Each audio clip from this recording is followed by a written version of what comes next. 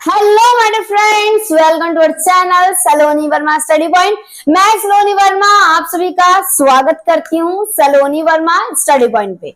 आशा करती हूँ आप सभी स्वस्थ होंगे। आज हम करने जा रहे हैं BA first year second semester के बच्चों की जो बुक है इंडियन गवर्नमेंट एंड पॉलिटिक्स का unit number 9। Indian government and politics का यूनिट नंबर 9 जो है वो 2 चैप्टर में डिवाइडेड है। आज हम करने जा रहे हैं चैप्टर नंबर 1। देखिए, हम समझते हैं पहले नाम क्या है चैप्टर का। भारतीय राज्य की प्रकृति जो है, प्रकृतियां हम जानेंगे। जो भारतीय राज्य की जो परिवर्तित प्रकृतियां हैं, जो चेंजेस हो रहे हैं, उसके बारे में जानेंगे कि भारत जो वर्तमान में है और जो पास्ट का भारत था उसमें कितना डिफरेंस है और भारत किस प्रकार से गति कर रहा है, प्रगति कर रहा है और विकास करना आरंभ किया था और अब कर रहा है। तो देखिए, इसका विकासात्मक और कल्याणकारी आयाम के बारे में हम जानने वाले हैं। यानी आपका यूनिट नंबर जो 9 है उसका चैप्टर नंबर 1 का जो नाम है वो क्या है, विकासात्मक कल्याणकारी आयाम। देखिए, पहले हम जानेंगे प्रस्तावना यानी बेसिक इंफॉर्मेशन। बेसिकली हम इस चैप्टर में पढ़ने क्या वाले हैं। इसके बाद हम जानेंगे भारत का विकासात्मक आयाम, यानी हमारे देश भारत ने किस प्रकार से प्रगति की और किस प्रकार से उन्नति की, जो भारत इस तरीके से अब प्रगति कर रहा है और पहले किस प्रकार से प्रगति की थी और भारत की कंडीशन किस प्रकार की थी जब भारत को स्वतंत्रता प्राप्त हुई थी। इसके बाद हम जानेंगे भारत की राजनीतिक अर्थव्यवस्था, यानी भारत की जो राजनीतिक अर्थव्यवस्था है वो कितनी मजबूत थी, कितनी सुदृढ़ थी, इसके बारे में हम जानेंगे। उदारवाद यानी बेसिकली उत्तर उदारवाद और भारतीय राजनीतिक अर्थव्यवस्था के लिए संरचनात्मक परिवर्तन के बारे में जानेंगे। भारत एक कल्याणकारी राज्य के रूप में चुनौतियां, यानी जब भारत जो है एक कल्याणकारी राज्य के रूप में, भारत को किन प्रकार की चुनौतियों का सामना करना पड़ा, किन प्रकार की प्रॉब्लम्स को फेस करना पड़ा हमारी कंट्री को। और 21वीं शताब्दी में भारत के बारे में एक एक करके हर एक चीज को समझेंगे। पहले हम जानते हैं बेसिक इंफॉर्मेशन के बारे में, भारत के बारे में। देखिए, अब बात की जाए, मुझे आप बताइए, पहले तो आपसे स्टार्टिंग करना चाहूंगी मैं, आप क्या जानते हैं उपनिवेशवाद क्या होता है, किसे कहते हैं? क्योंकि आप जब जानोगे उपनिवेशवाद तभी आप समझ पाओगे कि भारत जो है 200 वर्षों तक किसका गुलाम रहा, अंग्रेजों का गुलाम रहा। देखिए,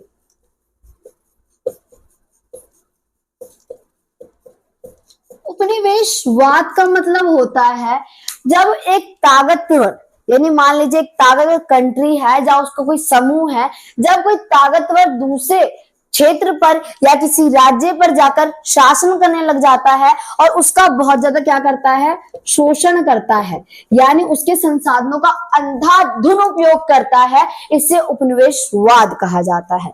जैसे कि हमारे देश में किसने किया था, ईस्ट इंडिया कंपनी, जो व्यापारी बनकर हमारे देश में व्यापार करने के लिए आई थी और उसने अपनी जड़ें इस प्रकार से मजबूत कर ली कि भारत के संसाधनों को इतना ज्यादा उपयोग किया कि असीमित संसाधनों को सीमित कर डाला। किसने? ईस्ट इंडिया कंपनी ने। यानी उनका मोटिव ये नहीं था कि भारत को विकास करना, यानी भारत को विकास की राह पर ले जाना। इन्होंने बस भारत के संसाधनों के चक्कर में ये यहाँ पर आए और भारत को बहुत ज्यादा ही, उसके संसाधन को तथा भारत के लोगों का बहुत ज्यादा शोषण किया। अब देखिए, बेसिकली आपको ये समझ आ गया उपनिवेशवाद क्या होता है और भारत किसका गुलाम रहा। देखिए, भारत जो है वो लगभग 200 वर्षों तक किसका गुलाम रहा, अंग्रेजों का। अंग्रेजों ने भारत पर क्या किया, शासन किया, अपने प्रभुत्व को बरकरार रखा और उन्होंने ये चाहा था, क्यों ना वो, जैसे कि उनका, देखो ब्रिटेन से आए हैं जो भारत के हैं, ये देखिए, अभी अंग्रेज जो हैं भारत में कहां से आए थे, ब्रिटेन से आए थे। जब ये ब्रिटेन से आए तो इनके अंदर क्या फीलिंग थी, क्या चाहते थे, भारत आने का पर्पस क्या था, मोटिव क्या था इनका मोटिव था पहले स्टार्टिंग में, क्यों ना यहाँ पर व्यापार किया जाए। परंतु जब भारत के संसाधनों को देखा इन्होंने तो इनका लालच बढ़ने लग गया। इन्होंने सोचा, क्यों ना जैसे हमारा ब्रिटेन है, एक और अपनी कंट्री बना ली जाए, उसका नाम भारत रख दिया जाएगा। यानी दूसरा, यानी अपनी मनपसंद सरकार भारत में स्थापित करने की चेष्टा थी, किसकी? ईस्ट इंडिया कंपनी यानी अंग्रेजों की थी। परंतु इनकी ये चेष्टा ज्यादा दिन तक रह नहीं पाई और हमारे देश के स्वतंत्रता सेनानियों के द्वारा भारत को आजाद करवा लिया गया। अब बताइए मुझे आपसे कि भारत कब आजाद हुआ? When we got a freedom, हमने कब फ्रीडम प्राप्त की? तो आप बोलोगे इट वॉज ऑन 15 अगस्त 1947, यानी 15 अगस्त 1947 को हमें क्या मिली थी? आजादी। यानी हमारा देश, हमारा भारत आजाद हुआ था। किससे आजाद हुआ था? अंग्रेजों के शासन से, उपनिवेशिक शासन से भारत क्या हो गया था? हमारा आजाद हो गया था। जब हमारा देश आजाद हुआ, अब मुझे बताइए, एक इंसान जब 200 वर्षों तक किसी देश में शासन कर रहा है तो भारत के विकास के लिए तो अंग्रेजों ने शासन नहीं किया यहाँ पे, या भारत को प्रगति या डेवलपमेंट करने के लिए यहाँ पे तो आए नहीं थे। इनका मोटिव था कि भारत के संसाधनों को बहुत ज्यादा यूज करना, यानी अंधाधुंध उपयोग करना।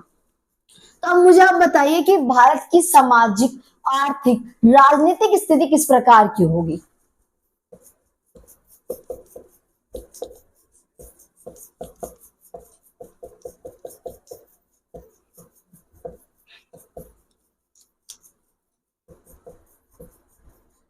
भारत की ये तीनों स्थिति पूरी तरह से ध्वस्त हो चुकी थी। ध्वस्त होने का मतलब पूरी तरह से समाप्त हो जाना, बहुत ही खराब होना। अब मुझे आप बताइए, जब ये अंग्रेज आए हैं तो सामाजिक स्थिति किस प्रकार की होगी?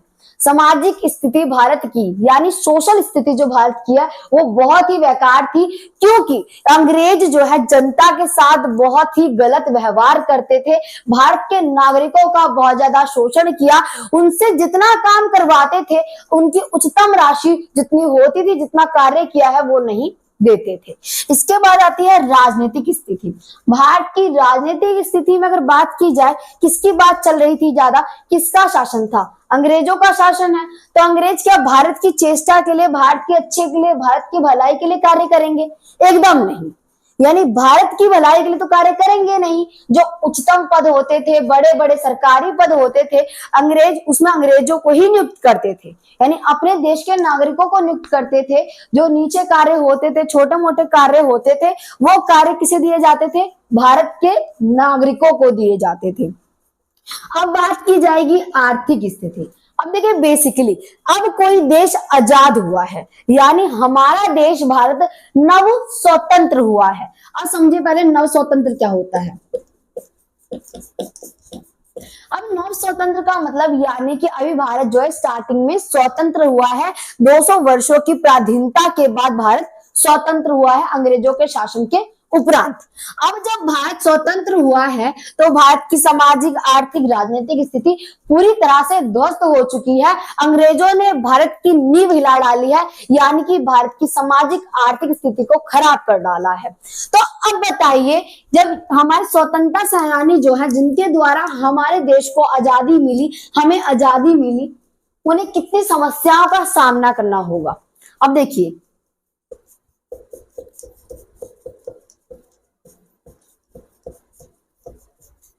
जो देश के स्वतंत्रता सेनानी है ना हमारे देश के, उन्हें कई प्रकार की समस्याओं का सामना करना पड़ा, बाहरी और आंतरिक। अब बात आती है मैम, बाहरी और आंतरिक किस प्रकार की समस्या है? अब मुझे आप बताइए, जब हमारा देश भारत आजाद हुआ था उस टाइम क्या हुआ था? भारत का विभाजन हुआ था। विभाजन बहुत ही त्रासदी भरा था। और आपके मन में आया मैम, त्रासदी भरा क्या होता है? यानी दुखनायक था, इतना ज्यादा दर्दनायक था, देखने लायक नहीं था, क्योंकि कई लोगों की इसमें हत्या हुई, लगभग लाखों करोड़ों लोगों की इसमें हत्या हुई थी। हिंदू मुस्लिम धर्म के नाम पर दंगे हो रहे थे। यानी कि अब जो मुस्लिम लीग है उसने बोला कि जो मुस्लिम है उनके लिए पाकिस्तान का निर्माण किया जाए और हिंदुओं के लिए हिंदुस्तान का निर्माण किया जाए। तो इस प्रकार से भारत का क्या हो गया? हमारे देश भारत का विभाजन हो गया। एक बना पाकिस्तान और दूसरा बना हिंदुस्तान। तो यानी कि अब ये हो गया आंतरिक स्थिति। आंतरिक स्थिति यानी भारत के अंदर पहले जो पाकिस्तान है वो भारत का ही भाग था, यानी भारत का ही हिस्सा था। जब विभाजन हुआ यानी ये आंतरिक रूप से गड़बड़ी हुई ना, तो अब ये क्या आंतरिक स्थिति होगी, जिसका सामना किसने किया? हमारे स्वतंत्रता सेनानियों ने। अब समझिए आपकी बाहरी स्थिति यानी बाहरी गड़बड़ी क्या थी। देखिए 1962, 1965, 1971। अब ये जो है मैंने आपको डेट लिखी है उसके बारे में आपको बताती हूँ। 1962 में क्या हुआ था? भारत और चीन का युद्ध हुआ था। अब मुझे बताइए, पहली बात तो ये, हमारा देश भारत आजाद हुआ है, नव स्वतंत्र हुआ है, सामाजिक आर्थिक राजनीतिक स्थिति बहुत ही बेकार है। क्या हमारा देश भारत अभी युद्ध की स्थिति में है? नहीं है। यानी जब हमारे देश भारत में कहीं ना कहीं गरीबी है, बेरोजगारी है, कई प्रकार की समस्याएं, सामाजिक आर्थिक स्थिति बहुत ही निम्न है, खराब हो रखी है, ध्वस्त हो रखी है। उस टाइम क्या हुआ? पाकिस्तान, यानी पाकिस्तान में देखोगे आप, 1962 में पहले चीन के साथ युद्ध हुआ, उसके बाद पाकिस्तान के साथ हमारा युद्ध हुआ 1965 में, फिर 1900 जो है 71 में दोबारा से भारत का युद्ध हुआ। पूर्ण युद्ध हुआ किसके साथ? पाकिस्तान के साथ युद्ध हुआ। जब भारत के यानी भारत के अंदर जब ये युद्ध होते हैं तो ये होती है बाहरी गड़बड़ी। बाहरी गड़बड़ी का मतलब यानी बाहरी खतरे, आंतरिक खतरे आपने समझ लिए कि जब भारत का विभाजन हुआ वो हो गया। और दूसरा बेरोजगारी। बेरोजगारी सबसे बड़ी क्या होती है? किसी भी देश की नींव को हिलाने वाली समस्या होती है। एक बेरोजगारी होगी, अनएम्प्लॉयमेंट, यानी अगर देश के नागरिकों को रोजगार नहीं मिलेगा, कार्य नहीं मिलेगा, तो ये भारत देश की इकोनॉमिक, भारत की अर्थव्यवस्था कैसे आगे बढ़ेगी? कैसे भारत का सकल घरेलू उत्पाद आगे बढ़ेगा? अब देखिए, जब 1962 में भारत का युद्ध हुआ, किसके साथ हुआ है? चीन के साथ। और 1965 में पाकिस्तान के साथ। और उसके बाद 1971 में दोबारा किसके साथ युद्ध हुआ है? पाकिस्तान के साथ। अब देखिए, ये जो है भारत ने बांग्लादेश को स्वतंत्र कराने में अग्रणी भूमिका, यानी अहम भूमिका, बहुत इंपॉर्टेंट रोल अदा कर रखा था। यानी जो हमारा ये तीसरा युद्ध हुआ है ना, आप देख रहे हो 1971 में, ये किस लिए हुआ था? बांग्लादेश को स्वतंत्र करवाने के लिए हुआ था, जो कि बांग्लादेश ने भारत से क्या मांगी थी? हेल्प मांगी थी। तो देखिए, अब आपको मोटी मोटी चीज समझ आ गई है कि भारत अभी स्वतंत्र हुआ है, भारत की आर्थिक राजनीतिक स्थिति पूरी तरह से ध्वस्त हो रखी है, और भारत के स्वतंत्रता सेनानियों को आंतरिक तथा बाहरी रूप से खतरों का सामना करना पड़ रहा है। इसके बाद आप देखोगे कि भारत के प्रथम प्रधानमंत्री किन्हें बनाया गया? भारत के प्रथम प्रधानमंत्री पंडित जवाहरलाल नेहरू जी को बनाया गया था। पंडित जवाहरलाल नेहरू जी जो है वो सोवियत आधारित मॉडल से बहुत ज्यादा ही प्रभावित थे। अब देखिए, यानी जो आप जानते हो कि विश्व में दो महाशक्तियां विद्यमान थी, यानी जब हमारा देश भारत आजाद हुआ था उस टाइम दो महाशक्तियां थी। एक कौन थी? अमेरिका, और दूसरी थी हमारी सोवियत संघ।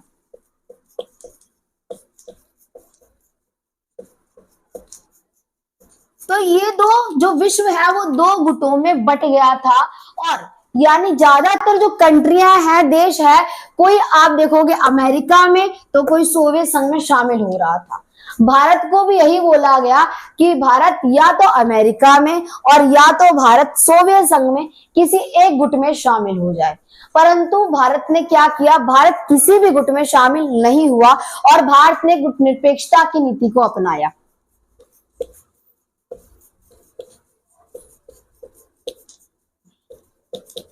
गुट निरपेक्षता का मतलब क्या होता है, पहले आप ये समझिए। यानी किसी भी गुट में शामिल ना होना, यानी ना तो भारत अमेरिका के साथ है और ना ही सोवियत संघ यानी यूएसएसआर के साथ है भारत। अब देखिए, भारत जब हमारा स्वतंत्र हुआ है, भारत को बोला गया भारत अमेरिका या तो सोवियत संघ के साथ शामिल हो जाए। भारत क्यों नहीं हुआ, पहले ये समझिए। 200 वर्षों तक जब भारत यानी 200 वर्षों तक भारत जो है हमारा किसका गुलाम रहा? अंग्रेजों का गुलाम रहा। भारत जानता है कि गुलामी सबसे बेकार चीज है, इसीलिए भारत दोबारा से गुलाम नहीं बनना चाहता था। किसी भी देश में शामिल होने के लिए, किसी भी गुट में शामिल होने के लिए भारत तैयार नहीं था। तो भारत ने बोला हमें गुटनिरपेक्षता चाहिए जिसमें हम स्वतंत्र रहें, हम किसी भी गुट में शामिल नहीं होंगे। अब देखिए, अब मैंने बात की आपसे कि जो भारत के प्रथम प्रधानमंत्री हैं पंडित जवाहरलाल नेहरू सोवियत आधारित मॉडल से प्रभावित थे। देखिए, अमेरिका की कौन सी जो मॉडल है अगर बात की जाए तो पूंजीवादी व्यवस्था थी, पूंजीवादी मॉडल था। यूएसएसआर का कौन सा मॉडल था जो है आप लोगों को साम्यवादी मॉडल था। तो साम्यवादी मॉडल से कौन प्रभावित है? हमारे देश के प्रथम प्रधानमंत्री पंडित जवाहरलाल नेहरू जी। परंतु इसे अपनाया नहीं गया, भारत में मिश्रित अर्थव्यवस्था के मॉडल को अपनाया गया। मिश्रित अर्थव्यवस्था का मतलब क्या होता है ये जानिए, यानी अमेरिका तथा सोवियत संघ, इन दोनों ही गुटों में, इन दोनों ही जो मॉडल है, इन दोनों मॉडलों की अच्छी चीजों को भारत ने अपना लिया और इसी को कहा जाता है मिश्रित अर्थव्यवस्था का मॉडल, यानी मिला जुला रूप इसका। तो देखिए, अब हम जानेंगे भारत का विकासात्मक आयाम, यानी भारत ने किस प्रकार से विकास किया इसके बारे में जानने वाले हैं। अब देखिए, पहली बात तो ये, भारत में ज्यादातर लोग, यानी जब भारत आजाद नहीं हुआ था और जब आजाद हो गए, ज्यादातर लोग कृषि पर निर्भर थे, यानी ज्यादातर लोग कृषि करते थे। 75% यानी 75% लोग कृषि कार्य किया करते थे। अगर बात की जाए 25% लोग जो है गैर कृषि कार्य करते थे। गैर कृषि कार्य वो होते हैं जो कृषि से रिलेटेड कार्य नहीं होते हैं। अब देखिए, अब बात करते हैं हम राष्ट्रीय योजना समिति में नेहरू ने अध्यक्ष का पदभार संभाला। जब नेहरू जी ने राष्ट्रपति यानी बेसिकली क्या राष्ट्रीय योजना समिति में अपना पदभार संभाला, अध्यक्ष का पद संभाला, तो कुछ महत्वपूर्ण बिंदु थे। उन महत्वपूर्ण बिंदुओं के बारे में चलिए जान लेते हैं। देखिए, इनके द्वारा भारत की नीति तब भी, यानी बेसिकली क्या है, जो इनके द्वारा भारत की नीतियां तब भी जो है की जा सकती थी जब भारत उपनिवेशीय सत्ता के अधीन था, और तथा प्रांतीय कांग्रेस की यह नीतियां राष्ट्रीय राज्य के निर्माण के लिए विचार के पुंज का निर्माण करती हैं। बेसिकली क्या है, नेहरू जी की बात प्राचीन, यानी जब भारत आजाद नहीं हुआ था, स्वतंत्रता से पूर्ण की बात की जा रही है, उस टाइम भी नेहरू जी की बात को माना जाता था। नेहरू जी चाहते तो उस टाइम भी कई सारी नीतियों को लागू कर सकते थे, परंतु स्वतंत्रता के बाद जो है अध्यक्ष का पद संभालने के बाद इन्होंने बड़े सही तरीके से, सुदृढ़ तरीके से कई सारी नीतियों को लागू किया। अब देखिए, बेसिकली क्या है नेहरू जी का दूसरा, देखिए लाइन, महत्वपूर्ण बिंदु के बारे में जानने आ रहे। पहला महत्वपूर्ण बिंदु आपको समझ आ चुका है। इसमें क्या है, राज्य के लिए नीति निर्माण प्रक्रिया में योजना, तकनीकी मूल्यांकन और वैज्ञानिक रूप से आधारित है। यानी राज्य के लिए नीति निर्माण, यानी राज्य के लिए कुछ नीतियों का निर्माण किया गया, कुछ ऐसे नियम बनाए गए जिससे कि राज्य को और विकास किया जा सके। कुछ राज्य जो है पिछड़े हैं दूसरे राज्यों से, तो उनमें थोड़ा सुधार किया जा सके। बेसिकली क्या है, कहीं ना कहीं देश को विकास की राह की ओर ले जाने के लिए ये सारी नीतियों का निर्माण किया जा रहा था। किसके द्वारा? नेहरू जी के द्वारा किया जा रहा था। अब देखिए, कांग्रेस के उभरते हुए राज्य नेतृत्व की समस्या करने के लिए विशेष समितियों की राय महत्वपूर्ण थी। यानी जो अब कांग्रेस है, बेसिकली कांग्रेस जो है, अब क्यों ये बहुत प्रसिद्ध थी, क्योंकि इसमें हमारे देश के स्वतंत्रता सेनानी शामिल थे। अब यानी सारे स्वतंत्रता सेनानी जिन्होंने भारत को स्वतंत्रता दिलाने में महत्वपूर्ण भूमिका निभाई थी। अब देखिए, बेसिकली आपको ये समझ आ गया कि भारत ने किस प्रकार से विकास की राह को अपनाया और